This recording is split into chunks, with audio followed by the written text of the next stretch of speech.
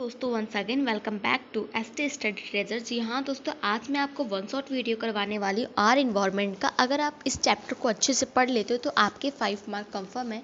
तो बस only one shot video आप पढ़ लो, इससे आपके 5 मार्क आराम से आ जाएंगे, क्योंकि ये जो चैप्टर है बहुत ही सिंपल है एंड इंटरेस्टिंग चैप्टर है, जो कि आप बहुत ही पहले से पढ़ते चले आ रहे हो। तो चलो इस चैप्टर को हम लोग स्टार्ट करते हैं विथ वेरी क्यूरियोसिटीज के साथ।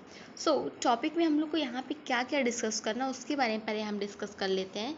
इंट्रोडक्शन के बारे में पढ़ेंगे एंड जो भी इंट्रोडक्शन है इसके बारे में, चैप्टर के बारे में, ecosystem system what is component यहाँ पे पढ़ेंगे, food chain and food web पढ़ेंगे and how do our activity affect the environment. हम लोग जो अपने कार्य डेली लाइफ में जो भी वर्क करते हैं वो हमारे इन्वायरमेंट को कैसे अफेक्ट करते हैं। तो उसके 2 टाइप, मतलब यहाँ पे 2 पॉइंट पढ़ेंगे, जैसे कि ozone layer and how it is getting depleted यहाँ पे पढ़ेंगे। And then after managing the garbage we produce, जो भी गार्बेज जो भी मतलब होता है तो उसको हम लोग कैसे प्रोड्यूस करते हैं और उसको कैसे अगर मैनेज कर सकते हैं, तो ये सब के बारे में पढ़ेंगे।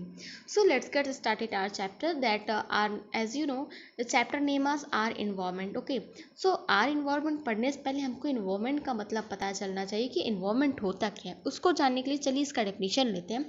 Environment means everything which is surrounded us. It may be biotic or abiotic component. हमारे आसपास जो भी चीज़ें हैं जो कि हमारे आसपास सराउंडेड है वो हम इन्वायरमेंट कहते हैं। ये तो नॉर्मल भाषा में आप जानती हो, लेकिन यहाँ पे है वो मे बी बायोटिक भी हो सकते हैं एंड एबायोटिक। बायोटिक मीन्स, अगर मैं आपको बताऊँ इसको स्प्लिट टर्म करके, बायो मीन्स होता है लाइफ, तो जहाँ पे लाइफ हो, लिविंग ऑर्गेनिज्म हो, तो उसको बायोटिक कहते हैं। ए बायोटिक जहाँ जैसे कि नॉन लिविंग होता है ना, लिविंग की जगह नॉन आता है, तो वहाँ पे बायो की जगह ए बायो आ जाए तो वहाँ पे नॉन लिविंग होता है। ओके, तो आप लोग कहोगे बायोटिक एंड ए बायोटिक के एग्जाम्पल क्या हो सकते हैं। जैसे कि बायोटिक हो गए जैसे जो लिविंग थिंग्स हो गए, प्लांट्स एंड एनिमल्स हो गए, एंड ए बायोटिक में वाटर, प्लांट्स, प्लांट्स नहीं, वाटर, एयर, पॉन्ड्स, ये सब हो गए। ओके, सो यहाँ पे आप देख रहे होगे इस सिस्टम से, यहाँ पे इकोसिस्टम बता रहा है कि ये लिविंग थिंग्स है, ये लिविंग थिंग्स, यहाँ पे आप देख रहे होगे यहाँ पे। तो यहाँ पे बता रहे environment affect the life and development of an organism in its natural habitat and vice versa. अगर कोई भी इन्वायरमेंटल में कोई भी इफेक्ट पड़ता है, कोई भी प्रॉब्लम आता है, तो हमारी लाइफ एंड डेवलपमेंट को भी कुछ ना कुछ इफेक्ट करेगा। वहाँ पे साइड इफेक्ट होंगी, तो यहाँ पे मतलब बता रहा है कि यहाँ पे भी साइड इफेक्ट होंगे। ओके, सो चलिए अब हम लोग इकोसिस्टम से पढ़ते हैं एंड ये मोस्ट इंपॉर्टेंट है इसको समझना, तो आप इसको बहुत ही ध्यान से समझते हैं, ecosystem and its compound. Okay, तो मैं अगर आपको बोलूँ इकोसिस्टम क्या है, फर्स्ट सबसे पहले मैं बता देती हूँ ये जो टर्म है इकोसिस्टम के, ये किसके द्वारा कॉइन किया गया था, एजी टेंसले में। एजी टेंसले ने इनको मतलब इकोसिस्टम के बारे में बताया था कि इकोसिस्टम ये होता है, एजी टेंसले। ये एग्ज़ाम में आता है मेनली, अगर आप लिख देते हो तो एग्जामिनर को यही लगेगा कि आपको इसके बारे में नॉलेज है। ओके, सो इन 1935 ये भी मैं आपको बता देती हूँ। So all the interactive living organism in an area together with a non living component form an ecosystem. यहाँ से आप देख रहे होगे जो भी लिविंग ऑर्गेनिज्म है वो किससे मतलब इंटरेक्ट होते हैं, नॉन लिविंग। इंटरेक्ट बोले तो क्या, एक दूसरे से डिपेंडेंट रहते हैं, इंटरडिपेंडेंट रहते हैं, कि वो उनके ऊपर निर्भर है, वो उनके ऊपर, तो उसको हम लोग इंटरेक्ट वर्ड बोलते हैं। कि जो भी living organism, non living organism, biotic या जो बायोटिक है वो ए बायोटिक से इंटरेक्ट रहते हैं, उसको हम लोग इकोसिस्टम कहते हैं। एंड इन्वायरमेंटल का एक स्मॉलेस्ट यूनिट है इकोसिस्टम। ओके, एक्वेरियम भी एक इकोसिस्टम है, वो एक इकोसिस्टम कहला जाएगा। ओके, अब समझ रहे हो ना। तो चलिए यहाँ पे आप देख रहे होगे कि यहाँ पे देखो एक स्नेल है, फ्रॉग है, टेडपोल है, फ्लाइज है। तो यहाँ पे वाटर विंड्स है, सन से आया तो वाटर विंड्स ग्रो हुए, तो ऐसे यहाँ पे फ्लाई है, वहाँ के फ्लावर से लिए, तो यहाँ पे सब एक दूसरे से क्या है, कनेक्टेड है। तो यहाँ पे क्या है, यहाँ पे एक इंट्रैक्शन बन रहा है ना, इंट्रैक्शन बन रहा है, तो यहाँ ये क्या हो जाएगा, एक इकोसिस्टम हो जाएगा। Thus an ecosystem consist of biotic component comprises with living organism and abiotic component comprises with physical factor like a temperature, rainfall, winds, air and minerals। तो बायोटिक कंपोनेंट यहाँ पे मैं आपको पहले से बता दी हूँ कि बायोटिक कंपोनेंट होते हैं जैसे कि लिविंग ऑर्गेनिज्म हो गए, एंड एबायोटिक कंपोनेंट जैसे फिजिकल फैक्टर कोई भी आ सकते हैं, rainfall, temperature, winds, soil, mineral etcetera. Okay, so let's get started. Types of ecosystem यहाँ पे बात की गई है कि टाइप्स ऑफ इकोसिस्टम, मेनली जो इकोसिस्टम होते हैं 2 टाइप्स के होते हैं, एक मैन मेड इकोसिस्टम्स होते हैं एंड एक नेचुरल इकोसिस्टम। तो मैन मेड इकोसिस्टम क्या होता है? मैन मेड इकोसिस्टम वो जैसे कि जो हम लोग मैन के द्वारा बनाया गया, जैसे कि एक्वेरियम हो गया, क्रॉप लैंड, जो भी जिस लैंड पे हम लोग क्रॉप करते हैं, फार्म यार्ड्स हो गया, तो ये सब क्या है? ये सब मैन मेड की, जैसे एक्वेरियम कैसे आप इकोसिस्टम कर सकते हैं, वहाँ पे बायोटिक एंड बायोटिक दोनों है। बायोटिक कहाँ से आ गए? वहाँ पे फिशेस है, फिशेस हो गए, एंड वहाँ पे प्लांट वगैरह छोटे छोटे हैं जो प्लांट है, तो वो सब क्या है? वो मैन मेड इकोसिस्टम हो गए। एंड नेचुरल इकोसिस्टम क्या है? नेचुरल इकोसिस्टम को टू टाइप में क्लासीफाई किया गया है। फर्स्ट है aquatic ecosystem and a terrestrial. Aquatic मतलब जो वाटर में रहते हैं, वाटर का जो इकोसिस्टम बनता है उसको, एंड टेरेस्ट्रियल इकोसिस्टम जो कि लैंड पे बनता है उसको यहाँ पे बात किया गया। ओके, सो एक्वाटिक इकोसिस्टम क्या होता है? जहाँ पे मैराइन इकोसिस्टम हो, जहाँ पे सी हो, ओशिन हो, फिशेस वहाँ से इंट्रैक्शन करे, वहाँ पे जैसे जू प्लांटन फाइटोप्लांटन हो, जू प्लांटन पे हो, जू प्लांटन से थोड़ी उससे स्मॉल फिशेस पे हो, वो जो स्मॉल फिशेस है बहुत ज़्यादा शार्क फिशेस पे डेवलप हो, तो यहाँ पे भी जो इंट्रैक्शन होता है ये एक्वाटिक इकोसिस्टम में हो रहा है। एंड एक्वाटिक सिस्टम में fresh water ecosystem, lake, rain pond यहाँ से भी होते हैं। तो टेरेस्ट्रियल इकोसिस्टम में देख लेते हैं हम लोग लैंड इकोसिस्टम। एग्जांपल जैसे कि आ सकता है फॉरेस्ट, डेजर्ट, ग्रासलैंड एसेट्रा। तो यहाँ पे आप लोग देख रहे होंगे कि इकोसिस्टम के टाइप्स ऑफ इकोसिस्टम मेनली 2 होते हैं, and man made and natural ecosystem. ये आपको बहुत ही मतलब आसान से लग रहा है, आप बहुत ही सब पढ़ चुके हो, बस आपको वन शॉट करना है। तो आपको बस मैं ऐसे ऊपर ऊपर से सब बता रही हूँ ताकि आप इसको मतलब एक बार क्लियर हो, जो मेन कॉन्सेप्ट है वो आपके माइंड में क्लियर हो। एंड अगर मैं आपको बता देती हूँ, अगर आपको इसको एनसीईआरटी के जो भी इस सब्जेक्ट्स के इस चैप्टर से इन टेक्स्ट क्वेश्चन है जो अगर आपको चाहिए, तो आप मुझे कमेंट बॉक्स में बोलना, तो मैं आपको इस वीडियो का एक समरी बता दूंगी हाँ कि आप लोग कैसे कर सकते हो। ओके, तो यहाँ पे अगर आप लोग करोगे तो ऐसा करोगे तो ऐसे मार्क आपको आराम से मिल जाएंगे 5 मार्क। तो all organism are classify on the basis of nutrition. तो हम लोग आगे बढ़ते हैं, जो भी ऑर्गेनिज्म है वो किसकी बेसिक्स पे क्लासीफाई किया गया? न्यूट्रिशन की, उनका जो खान पान है, उनकी फीडिंग के, उनके हैबिटेट के अकॉर्डिंग यहाँ पे क्लासीफाई किया गया लिविंग ऑर्गेनिज्म को। जो फर्स्ट आता है producer. So what is producer? पहले हमारे माइंड में ये बनता है, तो चलिए हम लोग देखते हैं प्रोड्यूसर क्या है।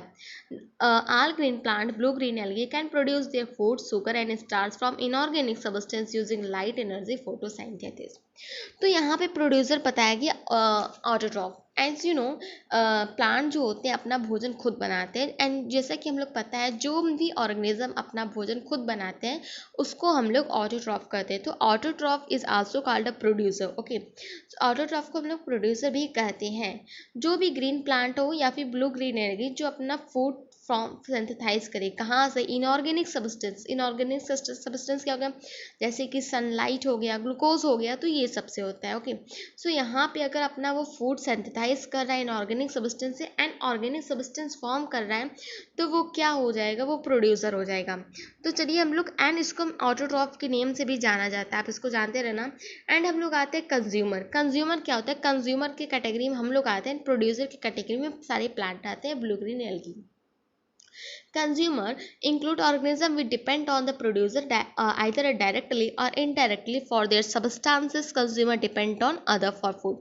जो भी कंज्यूमर रहते हैं, जो भी ऑर्गेनिज्म इस कैटेगरी में आते हैं, वो प्रोड्यूसर के ऊपर डिपेंड रहते हैं डायरेक्टली और इनडायरेक्टली। ओके, उनके सब्सटेंस के लिए, ताकि वो उसको यूज़ करे। जैसे कि अगर वुमेन बीन को देखते हैं तो वो प्रोड्यूसर पे भी डिपेंड रहते हैं, तो वहाँ से वो फ्रूट्स लेते हैं एंड ये सब खाते हुए, तो वहाँ पे भी उससे depend. Okay, consumer depend on for foods. और कंज्यूमर भी कितने भी टाइप के होते हैं मैं आपको बता देती हूँ, herbivore, carnivore, parasite, omnivore. And मैं आपको बस इसका ऊपरी ऊपरी से बता देती हूँ क्या होते हैं। हर्बीवोरस होते हैं जो हर्बीवोरस खाते हैं, जो कि प्लांट वगैरह खाते हैं, जिसमें कि ईटर, ग्रास ईटर होते हैं, जो कि काउ डियर हो गए। कार्निवोरस जो फ्लैश ईटर, जो कि मीट ईटर होते हैं, जैसे लायन टाइगर हो गए थे। एंड पैरासाइट होते हैं जो कि होस्ट बॉडी को, जो बॉडी हो, जो होस्ट हो, वो लाइव हो एंड उसको फीड करे, एंड वो उस बॉडी को अपने मतलब अपने सब्सटेंस के लिए उसको यूज़ करे। ओके, उस पर डिपेंड रहे ऑन लाइफ, मतलब वो जीते हुए इंसान जो भी हो उसको फीड करे होस्ट बॉडी, जैसे कि प्लाज्मोडियम हो गया, लाइस हो गया, आप इसको भी देख सकते हो। एंड ओमनीवोरस क्या होता है? जो कि फ्लैश ईटर हो and plant eater, grass eater. Okay, तो ये दोनों कैटेगरी में आते हैं। तो यहाँ पे आप लोग देखोगे जैसे कि काऊ हो गए, काऊ नहीं, क्रो हो गए, काऊ नहीं होते, काऊ हर्बीवर कैटेगरी में आते हैं। ओके, तो चलिए अब हम लोग डिकम्पोजर के बारे में पढ़ते हैं कि डिकम्पोजर क्या होता है। Decomposer fungi and bacteria which break down decompose the dead plant animal complex compound into a simpler one. Thus decomposer help in the replenishment of our natural resources. तो यहाँ पे बताया कि जो फंगी या बैक्टीरिया जो भी डेड प्लांट रहते हैं उसको डिकम्पोज करते हैं, तोड़ते हैं, ब्रेक डाउन करते हैं एंड उस कम्प्लेक्स जो भी मतलब मटेरियल है उसको डिकम्पोज करके उसको सिंपलर वन बना के उसको ईट करते हैं एंड उसको इनगल्फ करते हैं। तो वो जो प्लांट ऐसे टाइप के जो भी एनिमल होते हैं उसको डिकम्पोजर हम लोग कहते हैं एंड ये हमारे नेचर को सफाई करती है, बहुत ही हमारे नेचर के लिए बेस्ट होते हैं। ओके सो चलिए अब हम आगे पढ़ते हैं। डिकम्पोजर यहाँ पे आप देख पढ़ सकते हो, decomposer fit on the remain of the other element. Decomposer play an important role in an ecosystem by digesting dead matter they put nutrient back into soil making them available to producer. चलिए हम लोग food chain के बारे में, most important topic है, आप इसको समझ लेना। Food chain is a sequence of living organism in which one organism consume another organism for energy. जो भी कोई ऑर्गेनिज्म एक दूसरे पे क्या रहता है, निर्भर रहता है। जैसे कि ये ऑर्गेनिज्म इस पे है एंड ये ऑर्गेनिज्म इस पे है, ये इसको खाना पसंद करेगा, ये इसको खाना पसंद करेगा, किसके लिए, अपने एक एनर्जी के लिए, अपने सर्वाइवल के लिए, वो एनर्जी जो चाहिए उसको, तो उसको हम लोग फूड चेन ये कहते हैं। ये क्या हो जाएगा, फूड चेन। जैसे कि आप यहाँ पे देख रहे हो ये प्लांट है जो कि प्रोड्यूसर है, डियर इसको ईट करता है। ओके सो डियर इस पे डिपेंड है, ये प्रोड्यूसर एंड ये कंज्यूमर है एंड ये कंज्यूमर किस पे प्रोड्यूसर है, ये कंज्यूमर ये भी है बट ये कंज्यूमर किसके कैटेगरी में आता है, ये हर्बीवोरा कैटेगरी में आता है एंड ये ओमनीवोर कैटेगरी में आता है। तो ये इस पर डिपेंड है, तो इसको हम लोग फूड चेन करते हैं क्योंकि ये लोग एक दूसरे की एनर्जी के लिए डिपेंड रहते हैं। Each step of food chain is called trophic level at which transfer of energy take place. तो मैं आपको बता दूं जो भी स्टेप है फूड चेन में, हर एक स्टेप, जैसे कि प्रोड्यूसर प्राइमरी कंज्यूमर का क्या है, primary consumer, secondary consumer, tertiary consumer. Primary consumer बोले तो क्या बोले तो herbivore, secondary consumer carnivore, tertiary consumer omnivore, उसके बाद डिकम्पोजर आता है। ओके सो यहाँ पे जो भी लेवल होते हैं, यहाँ से ये इसको डिपेंड करे, ये इसको, तो ये जो डिपेंड लेवल चल रहा है ना, तो इसको हम लोग ट्रॉपिक लेवल करते हैं कि हमारे each step of food chain is its trophic level at which transfer of energy take place. Okay तो यहाँ पे transfer of energy take place होता है। तो यहाँ पे मैं आपको बता दूँ the green plant capture 1% of sun energy. जो भी सन से एनर्जी मिलती है तो ग्रीन प्लांट केवल उसका 1% एनर्जी यूज करता है एंड ट्रांसफर कर देता है कहाँ पे, कंज्यूमर के पास, जो कि हर्बीवोर रहते हैं। Flow of energy is unidirectional in a food. Unidirectional ये मोस्ट इंपॉर्टेंट, आपको इसको समझना है। यूनिडायरेक्शनल जो फ्लो ऑफ एनर्जी है वो हमेशा यूनिडायरेक्शनल होती है, क्योंकि देखो अगर अभी आप खुद समझो, जो प्रोड्यूसर है, जो प्लांट है, उसे आके कोई सी प्राइमरी कंज्यूमर ने खा लिया, जैसे किसी हर्बीवोर ने खा लिया, तो क्या वो जो प्लांट है अपना फिर से एनर्जी गेन कर सकता है, नहीं गेन कर सकता ना। तो उसी तरह से बात यहाँ पे गया है कि कोई भी अपना मतलब ये यूनिडायरेक्शनल है, फिर से रिवर्स नहीं हो सकता, केवल ये वन ही साइड्स पे ग्रो करेगा। ओके तो चलिए अब हम लोग नेक्स्ट पॉइंट देखते हैं। There is a gradual decrease in amount of energy from one trophic level to the next trophic level in a food chain. यहाँ पे बहुत ही ज़्यादा ग्रेजुअल डिक्रीज होता है एनर्जी का, एक ट्रॉपिक लेवल से लेके दूसरे ट्रॉपिक लेवल तक। ओके जैसे कि यहाँ पे अगर आप देख रहे होगे, यहाँ पे 1000 kg एनर्जी है एंड अगर इसका 10% निकालते हो, क्योंकि यहाँ पे 10% से ही ये एनर्जी ट्रांसफ़र होता है, तो इसका अगर आप 10% ये 100 kg हो गया एंड 100 kg का अगर आप 10% से निकालते हो तो 10 kg, अब 10 kg का 10% से निकालते हो तो 1 kg। तो यहाँ पे आप देख रहे हो ये जो जा रही है ना यूनिडायरेक्शनल, ये बहुत ही यहाँ पे बहुत ही लो एनर्जी बच गई चुकी है। तो अब हम लोग देखते हैं नेक्स्ट पॉइंट 10% लॉ, जो कि हम लोग को बहुत ज़्यादा ज़रूरी है एंड ये थर्मोडाइनमिक्स आता है, लॉ ऑफ थर्मोडाइनमिक्स कैटेगरी में आता है। तो 10% लॉ होता है द एनर्जी अवेलेबल एट इस successive trophic level 10% of previous level. मतलब जो भी एनर्जी बची रहती है वो बाद में 10% लॉ से वो आगे बढ़ती है, इसी को हम लोग 10% लॉ कहते हैं। ओके तो अब हम लोग पढ़ते हैं फूड वेब क्या होता है। Food chain are interconnected with each other forming a food web pattern like known as a food web. In a food web, one organism may occupy a position more than one food chain. An organism can obtain its food from a different sources and it turn may be eaten up by the different type of organism. Okay, तो चलिए हम लोग इसको पढ़ते हैं। यहाँ पे means क्या बता रहा है, तो यहाँ पे आप ये देख सकते हो कि यहाँ पे बताया जो भी फूड चेन है, क्या जो भी फूड चेन है वो भी वहाँ पे जो भी एनिमल प्रोड्यूस है ना ट्रॉपिक लेवल पे, वहाँ पे भी वो एनिमल एक दूसरे से और भी ज़्यादा कनेक्टेड, ये नहीं एक ही एनिमल पे डिपेंड रहते हैं, वो और भी ज़्यादा लोग से डिपेंड रहते हैं। तो अगर जब हम लोग ढेर सारे फूड चेन को अगर मिक्सअप करते हैं, देखते हैं, तो वो एक वेब लाइक की तरह, जाल लाइक की तरह पैटर्न बनाती है, उसी को हम लोग फूड वेब बोल देते हैं। नथिंग, ये बस इतना ही है, नथिंग। फूड वेब जो होती है, जो भी एक organism position more than one food के लिए वो दूसरे ऑर्गेनिज्म को पोजीशन के लिए वो डिपेंड रहता है, बस इसमें इतना ही कहा गया है। इन्वायरमेंटल प्रॉब्लम, यहाँ पे इन्वायरमेंटल प्रॉब्लम है तो मैं इसको बारे में बता देती हूँ। Change in environmental affect us and our activity change the environment around us. This lead to a slow degradation of environmental that arose many environmental problems. For example, depletion of ozone layer and waste disposal.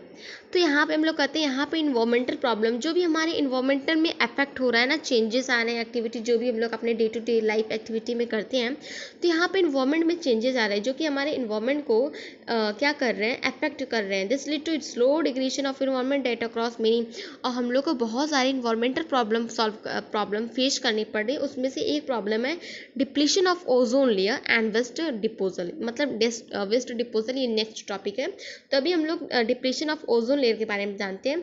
जैसा कि आपको पता, ozone का formula होता है O3। Layer is largely found in stratosphere which is apart from our environment is from 12 kilometre to 50 kilometre above sea. Ozone is deadly poison at the ground level. Ozone layer is a protective blanket around the earth which is absorb most of the harmful ultraviolet radiation of the sun. तो ozone layer जो होता है ये most important है, जो कि हमारे stratosphere में पाया जाता है, जो कि 12 to 50 किलोमीटर एबव द सी लेवल से है। एंड ये बहुत ही ज़्यादा इम्पॉर्टेंट है क्योंकि ये जो अल्ट्रावायलेट जो कि एकदम हार्मफुल रेडिएशन आती है ना हमारे सन से, तो उसको ये बचाते हैं, क्योंकि ये ब्लैंकेट की तरह है। आपसे पूछ सकते हैं ब्लैंकेट, अर्थ का ब्लैंकेट कौन है, तो आप लोग ओजोन लेयर भी बोल दोगे। ओके, ओजोन लेयर ही है। तो कैसे ओजोन लेयर फॉर्म होता है इसके बारे में बता देती हूँ। ओजोन लेयर कैसे बनता है, इसका जो रिएक्शन, सबसे पहले हमारे इन्वायरमेंट में O2 मॉलिक्यूलर प्रेजेंट है, ऑक्सीजन। जब अल्ट्रावायलेट रेज आते हैं तो O2 को अलग अलग ऑक्सीजन में ही स्प्लिट कर देते हैं, एंड ये यहाँ से एक ऑक्सीजन आके फिर हमारे एटमॉस्फेयर में O2 जो रहते हैं उससे मिक्स होकर ये ओजोन लेयर फॉर्म कर सकते हैं। अगर ओजोन लेयर में कोई भी डिप्लेशन होती है, इससे बहुत सारे हम लोग को प्रॉब्लम फेस करने पड़ते हैं, जैसे कि स्किन कैंसर हो जाते हैं, आई कट्रैक्ट हो जाते हैं, बहुत सारी हम लोग को प्रॉब्लम इसको फेस करने पड़ती हैं। The decline of ozone layer thickness in Antarctica was the first observed in 1985 was termed as a ozone hole. जो सबसे ज़्यादा ओजोन लेयर का जो थिकनेस था अंटार्कटिका में फर्स्ट सबसे पहले ऑब्जर्व किया गया, जो 1985 में था, जो कि उसको हम लोग क्या नेम दिए थे, ओजोन होल। तो ओजोन लेयर ऐसा क्यों डिप्लीशन होता है, इसके बारे में हम लोग पढ़ते हैं, क्यों ऐसा होता है, क्या मतलब ऐसा चीज़ है जो ओजोन लेयर को डिप्लीट कर रही है। तो excessive use of CFC, chlorofluorocarbon, is a synthetic chemical which is used to refrigerator and a fire extinguisher used ozone depletion in upper atmosphere. In 1987, the United Nations Environmental Program UNEP succeeded in forging an agreement to freeze CFC production in 1989 level. It is now mandatory to all the manufacturing companies to make a CFC free registration through the world. तो यहाँ पे बताया गया है कि जो ozone cause का depletion है वो मेन कॉज है क्लोरोफ्लोरोकार्बन। हाँ, सही सुन रहे हैं आप, क्लोरोफ्लोरोकार्बन CFC, जो कि हम लोग अपने रेफ्रिजरेटर वगैरह में यूज़ करते हैं। इसका बहुत ही ज़्यादा यूज़ करने से हमारे ओजोन लेयर में डिप्लीट हो गया, जो अपर पार्ट का एटमॉस्फेयर था वो डिप्लीट कर गया है। इसीलिए 1987 में जो UNEP, united national environmental programme, उन्होंने ये बताया कि एग्रीमेंट ये साइन किया कि हम लोग CFC को अब एकदम फ्रीज कर देंगे, बैंड कर देंगे, मतलब उसका यूज़ नहीं करेंगे एट। तो बाद में, लेकिन अब के टाइम में अभी सबको मैंडेटरी हो गया है 1986 से, ये अब सबको मैंडेटरी हो गया कि CFC फ्री रेफ्रिजरेटर अब हम लोग पूरे वर्ल्ड में चलाएंगे। अभी आप बोल रहे हो CFC में ऐसा क्या चीज़ है जो कि, तो मैं आपको बता दूं, जो CFC है क्लोरोफ्लोरोकार्बन, वो क्लोरीन से बना हुआ है, एंड क्लोरीन एक बहुत ही लाइटर एलिमेंट है, जो कि जैसे कि मतलब ये जब भी टूटता है, टूटने के बाद ये हमारे एटमॉस्फेयर पे बहुत ही अपर लेयर पे चला जाता है, स्ट्रेटोस्फेयर में, क्योंकि ये बहुत ज़्यादा लाइटर होता है। लाइटर होने की वजह से ये ओजोन जो O3 होते हैं उसमें से एक ऑक्सीजन के साथ जुड़ जाता है, इस वजह से ऐसा होता है। ओके, तो हम लोग देखते हैं गार्बेज डिपोजल। जी हाँ दोस्तों, garbage disposal industries and the rise in demand of consumer goods have created a major problem in form of waste garbage accumulated and disposal especially in urban areas. The different method of solid waste disposal common around us are. तो जो भी industries में और हम लोग consumer जो भी हम लोग क्रिएट करते बनाते हैं वो प्रॉब्लम आ रही है, जो गार्बेज है कैसे वो एक्यूमुलेट होते जा रहे हैं और उसको डिपोज हम लोग नहीं कर पा रहे हैं अर्बन एरिया में। तो जो गार्बेज होते हैं मेनली टू टाइप्स के होते हैं, एक बायोडिग्रेडेबल, सॉरी मैं यहाँ पे इसका स्लाइड्स बनाना भूल गई बट मैं आपको बता देती हूँ। जो मतलब गार्बेज होते हैं वो टू टाइप्स के होते हैं, biodegradable and non biodegradable. Biodegradable ऐसे सब्सटेंस होते हैं जो कि डिपोज हो जाए नेचुरल के द्वारा अगर माइक्रो ऑर्गेनिज्म उस सब्सटेंस को अटैक कर रहे हैं एंड कोई भी एक्शन कर रहे हैं, ब्रेक डाउन कर रहे हैं, डिकम्पोज कर रहे हैं, तो वो अगर टूट जाता है एंड वो डिपोज हो जाता है बाय नेचुरली, जैसे कि फंगी वगैरह करते हैं, तो उसको बायोडिग्रेडेबल सब्सटेंस कहते हैं। नॉन बायोडिग्रेडेबल ऐसे सब्सटेंस जो कि कन्वर्टेड, मतलब कि वो डिकम्पोज नहीं हो पाते हैं, वो अपने जैसे के वैसे ही रहते हैं, तो उसको नॉन बायोडिग्रेडेबल कहते हैं। तो यहाँ पे एक क्वेश्चन है, क्या जो बायोडिग्रेडेबल है हमारे इफेक्ट किसी भी कर सकता है किसी भी इन्वायरमेंट को? बायोडिग्रेडेबल नॉन बायोडिग्रेडेबल हमारे इन्वायरमेंट को दोनों इफेक्ट करते हैं। अभी आप देखिए कैसे इफेक्ट करते हैं। जो बायोडिग्रेडेबल रहते हैं, क्या जो बायोडिग्रेडेबल रहते हैं वो बहुत ही ज़्यादा फॉल स्मेल करते हैं, बहुत ही मतलब अजीब सा स्मेल आता है, तो ये बहुत ज़्यादा मतलब प्रॉब्लम फेस करनी पड़ती है हम लोग को। एंड अगर हम लोग किसी भी इंडस्ट्री से जो वेस्ट निकलते हैं, अगर उसको हम किसी डंप कर दें, डंप बोले तो डंपिंग कर दें, उसको गाड़ देते हैं, तो वहाँ की जो सॉइल फर्टिलिटी रहती है वो बहुत ही कम हो जाती है, वहाँ पे क्रॉप हम लोग ग्रो नहीं कर सकते हैं। एंड जो भी अगर आप जानते हो कि जहाँ पे वेस्ट बहुत ज़्यादा रहता है वहाँ पे बहुत ज़्यादा फ्लाइज वगैरह ब्रीड करते हैं, तो इससे क्या होगा, जो वो फ्लाइज आके किसी फूड्स पे अगर रहते हैं, फूड पे बैठेंगे, तो क्या होगा, इससे हम लोग को डिजीज़ कॉज हो सकता है। तो dumping of waste water bodies अगर हम लोग करते हैं तो वाटर पोल्यूशन भी कॉज हो सकता है। तो नॉन बायोडिग्रेडेबल से कौन कौन सी प्रॉब्लम इफेक्ट हो सकते हैं हमारे इन्वायरमेंट में, ये भी देख लेते हैं। जो भी सब्सटेंस जैसे रेडियो एक्टिव वेस्ट होते हैं, मर्करी, लीड, अगर वो हम लोग एक्यूमुलेट करते हैं इन्वायरमेंट में और उसको मतलब किसी वाटर बॉडीज़ में फेंक देते हैं, तो हमारे एक्वाटिक जो प्लांट है, एनिमल है, वो भी हार्मफुल हो जाएंगे एंड उनकी डेथ भी हो सकती है, बहुत ज़्यादा चांसेस है। तो यहाँ से जो भी है हैवी मेटल अगर हम लोग यूज़ कर देते हैं रेडियो एक्टिव, तो ये हमारे लिए बहुत ही कॉज करता है इन्वायरमेंटल प्रॉब्लम, क्योंकि ये नॉन बायोडिग्रेडेबल कभी इसका हम लोग बस यूज़ यही कर सकते हैं कि जितना है अब उसको हम लोग जो भी अब नॉन बायोडिग्रेडेबल सब्सटेंस है उसको हम स्टॉप कर दें एंड जितना पहले से है जो पुराना है उसको हम लोग रिसाइकल करके न्यू स्टार्ट करें। ओके, तो अब आपका चैप्टर फिनिश हो गया है। तो ऐसे अगर आपको वीडियो अच्छी लगी देन प्लीज़ मेरे चैनल को लाइक कीजिए, सब्सक्राइब कीजिए, ज़्यादा से ज़्यादा शेयर कीजिए। Thanks for watching my video.